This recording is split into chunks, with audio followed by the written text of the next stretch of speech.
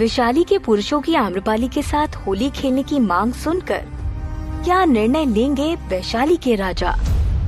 सोम और आम्रपाली वैशाली वापस आ चुके थे। आम्रपाली अपने पिता महानमन से मिलने गई हुई थी और सोम अपने कक्ष में वापस आ गया था, लेकिन सम्राट बिंबिसार का पत्र उसे कहीं नहीं मिल रहा था। शायद वो पत्र उससे कहीं खो गया था। वो परेशान होकर इधर उधर पत्र ढूंढने लगा। उसने रसोई में काम कर रही दासियों से जाकर पूछा कि क्या आप लोगों में से कोई हमारे कक्ष में गया था?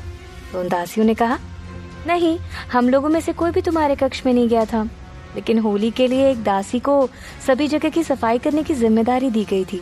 शायद वो तुम्हारे कक्ष में गई होगी। क्या? लेकिन उसने हमारे कक्ष की सफाई क्यों की? ऐसा कहते हुए सोम तुरंत उस दासी को ढूंढने निकल गया। उस वक्त वो दासी सारा कचरा फेंककर महल के अंदर आ गई थी। सोम दौड़ते हुए उसके पास गया और पूछा, तुमने हमारे कक्ष की सफाई क्यों की? तो उसने कहा, मुझे आदेश मिला था इसलिए मैंने सारे कक्ष साफ कर दिए हैं। अच्छा चलो ये सब छोड़ो, ये बताओ क्या तुम्हें हमारे कक्ष से कोई पत्र मिला था? सोम ने पूछा। दासी सोचने लगी। काफी देर तक याद करने के बाद उसने कहा, हाँ एक पत्र जैसा कुछ मिला तो था, लेकिन जैसे ही उस दासी ने बताया कि वो पत्र उसे मिला था, सोम ने उसकी बात को बीच में ही काटते हुए जल्दबाजी में कहा, तुमने उसे पढ़ा तो नहीं? तो दासी ने कहा, ये कैसी बात कर रही हो तुम? वो पत्र मैं कैसे पढ़ सकती हूँ? मुझे तो पढ़ना ही नहीं आता। ये सुनकर सोम ने थोड़ी राहत की सांस ली और आगे पूछा, अच्छा बताओ कहाँ है वो पत्र? तो दासी ने कहा, मैंने उसे फेंक दिया। फेंक दिया? लेकिन कहाँ? सोम ने हैरान होते हुए पूछा। तो दासी ने कहा, कचरे के ढेर में। और कहाँ? अरे ये क्या किया तुमने? ऐसा कहते हुए सोम तुरंत महल से बाहर की तरफ भागा। उसके भागते ही उस दासी को कुछ याद आया। उसने उसे पीछे से आवाज लगाई, अरे सुलोचना सुनो। लेकिन सोम बहुत जल्दबाजी में था। उसने उसकी एक न सुनी और तुरंत वहां से निकल गया। उसके जाने के बाद उस दासी ने कहा, अरे मैं तो भूल ही गई थी, वो पत्र तो मेरे पास ही है, अभी लाकर देती हूँ। इसके बाद वो उस पत्र को लेने चली गई। सोम जब महल के बाहर आया तो उसे कुछ एहसास हुआ और वो रुक गया। उसने सोचते हुए कहा, मैं उस पत्र को लेने वापस क्यों जा रहा हूँ? वैसे भी मुझे उस पत्र को समाप्त करना था। चलो अच्छा ही हुआ उस दासी ने उस पत्र को फेंक दिया। ये बोलकर चैन की सांस लेते हुए सोम वापस महल की तरफ आ गया। वहीं दासी भी उस पत्र को लेकर सोम को ढूंढते हुए वापस आ गई। तभी सरना ने उसे बुला लिया और कहा, ए सुनो। दासी पत्र को रखे हुए ही सरना के पास चली गई। सरना ने उससे कहा, 2 दिन बाद होली है, इसलिए सारी जगह की सफाई एक बार फिर अच्छे से कर दो। पूरा महल साफ दिखना चाहिए। और अभी नील सरोवर के पास जाओ, वहाँ काफी धूल जमी है, उसे साफ करो। सरना की बात सुन रही उस दासी ने पत्र को वहीं किनारे चबूतरे पर रख दिया और अपना झाड़ू लेकर नील सरोवर के पास निकल गई। इधर आम्रपाली अपने पिता महानमन से मिलकर बहुत खुश थी। उसने कहा, पिताजी हम बहुत डर गए थे, आपको यहाँ देखकर हम बता नहीं सकते कि हमें कितनी खुशी हो रही है। महानमन ने भी उसके सिर पर हाथ रखते हुए कहा, पुत्री हमें भी तुम्हें यहाँ देखकर प्रसन्नता हो रही है, परंतु आज सुबह तुम कहाँ चली गई थी? आम्रपाली जानती थी कि वो उस वक्त महल में नहीं थी, इसलिए किसी न किसी बहाने से उसके पिता को उससे मिलने से रोका गया होगा। उसने समझाते हुए कहा, क्षमा चाहते हैं हम पिताजी, परंतु उस वक्त हम इस स्थिति में नहीं थे कि आपसे मिल सके। उसके बाद आम्रपाली ने उनसे पूछा, पिताजी क्या आप हमें बता सकते हैं कि वो कौन था जिसने आपका अपहरण किया था? तो महानमन ने कहा, नहीं पुत्री, नहीं पता वो कौन था, और उसने हमें कहाँ बांध रखा था हमें नहीं पता। उसने जिस जगह से हमारा अपहरण किया था अंत में उसी जगह पर वापस लाके छोड़ दिया। कोई बात नहीं पिताजी, आप आराम कीजिए। ऐसा कहते हुए आम्रपाली वहां से चली गई। तभी महानमन ने कहा, लेकिन पुत्री वो जो भी कोई था तुम्हें मारना चाहता था। वो बस एक ही बात कह रहा था कि तुम्हें मारकर वो हमें छोड़ देगा, और फिर उसने हमें इसी वजह से छोड़ा भी क्योंकि उसे लगा कि तुम मर चुकी हो। ये सुनकर हम बहुत घबरा गए थे, लेकिन फिर महल पहुंचकर जब सच्चाई का पता चला तो हमारी जान में जान आ गई। पिताजी हम ठीक हैं, आप निश्चिंत रहिए, हमें कुछ नहीं होगा। ऐसा कहते हुए आम्रपाली फिर आगे बढ़कर निकल गई, लेकिन उसके दिमाग में से ये ख्याल हट ही नहीं रहा था कि आखिर श्रीमालू और राजगुरु के अलावा ऐसा कौन है जो उसे मारना चाहता है। इधर सम्राट बिंबिसार और उनकी सेना वापस मगध पहुंच चुकी थी। रानी कोशला देवी और रानी चेलना सम्राट बिंबिसार के स्वागत में महल के बाहर जाकर खड़ी हो गई थी। बड़ी ही धूमधाम से सम्राट बिंबिसार और उनकी सेना का भव्य स्वागत किया जा रहा था। पुष्पों से उन पर वर्षा की जा रही थी।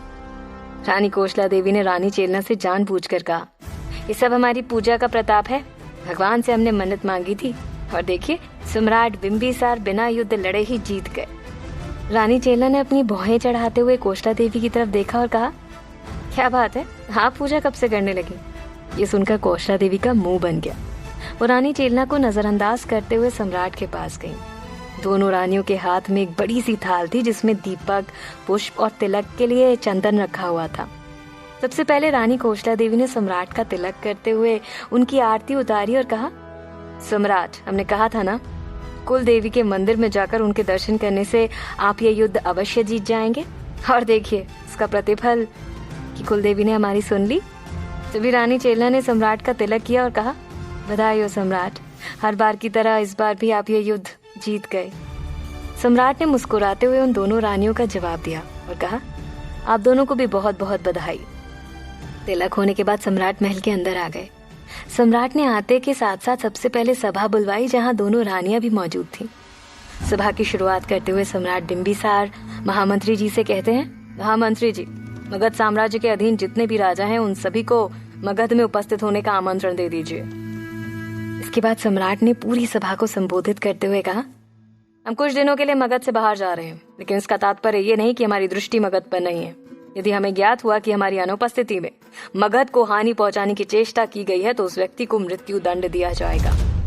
सम्राट की इस बात से पूरी सभा में हलचल मच गई। किसी को भी समझ नहीं आ रहा था कि सम्राट आखिर ऐसा क्यों कह रहे हैं। तभी सम्राट ने सेनापति जी से कहा, सेनापति जी, कौशलपुर के राजा सुभद्र को लेकर आइए। सुभद्र का नाम सुनते ही रानी कोष्टा देवी घबरा गईं। वो तुरंत अपने स्थान पर खड़े होते हुए कहती हैं, क्या हुआ सम्राट, हमारे भाई ने क्या किया? तो सम्राट ने कहा, रानी, आपके भाई ने हमारे साथ छल किया है।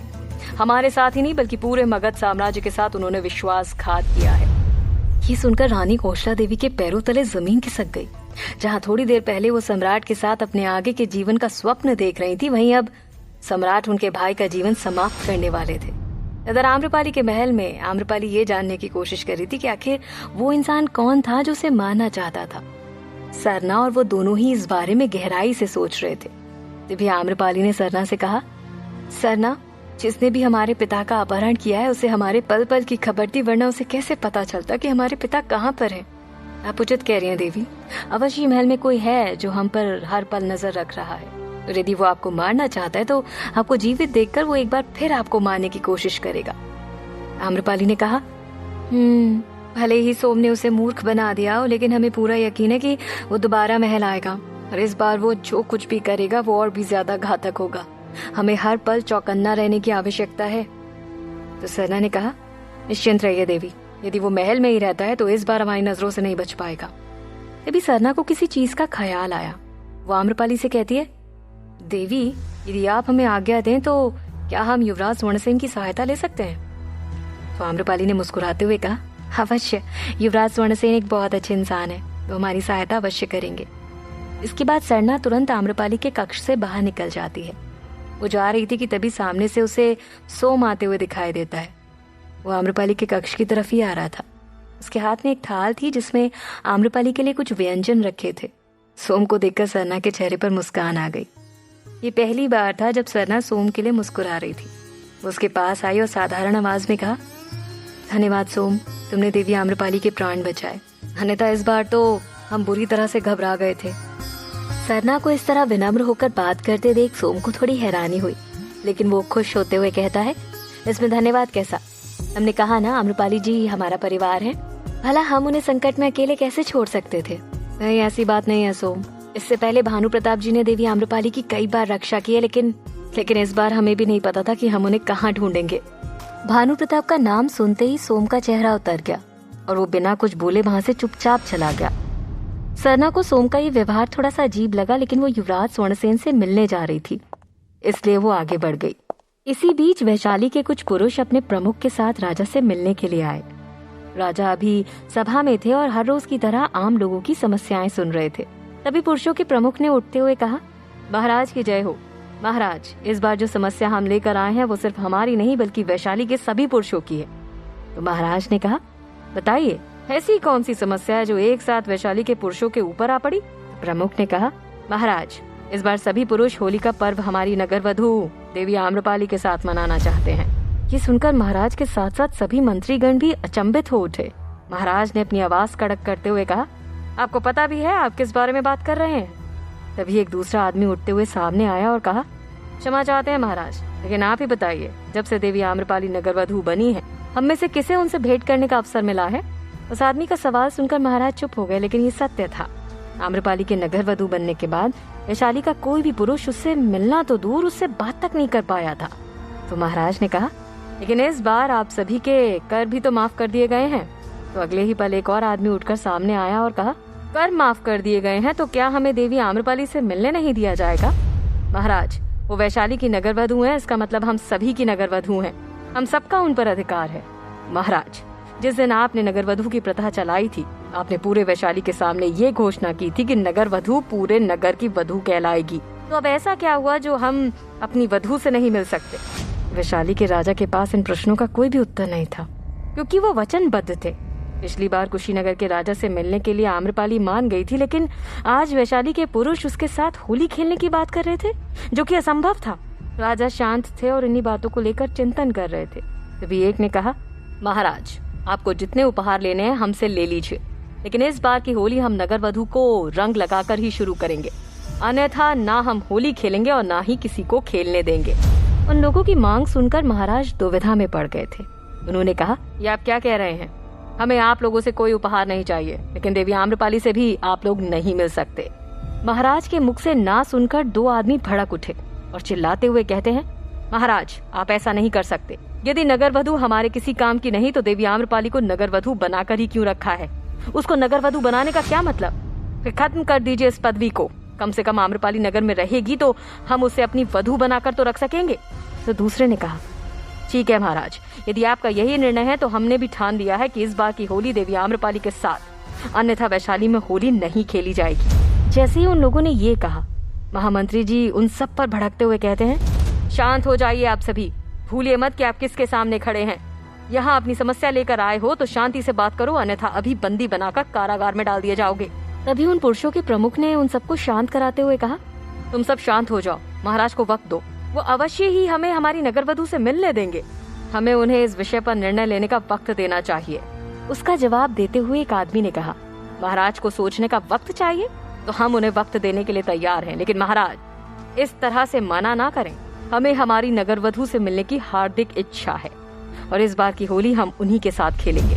वैशाली के राजा पूरी तरह से दुविधा में आ चुके थे। पूरी सभा की दृष्टि उन्हीं पर ही थी। सभी के मन में एक ही सवाल था कि आखिर क्या निर्णय लेंगे महाराज।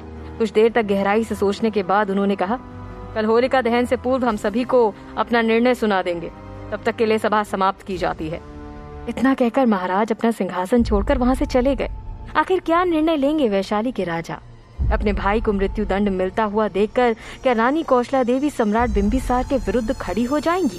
क्या होगा कहानी का अगला पड़ाव? जानने के लिए सुनते रहिए।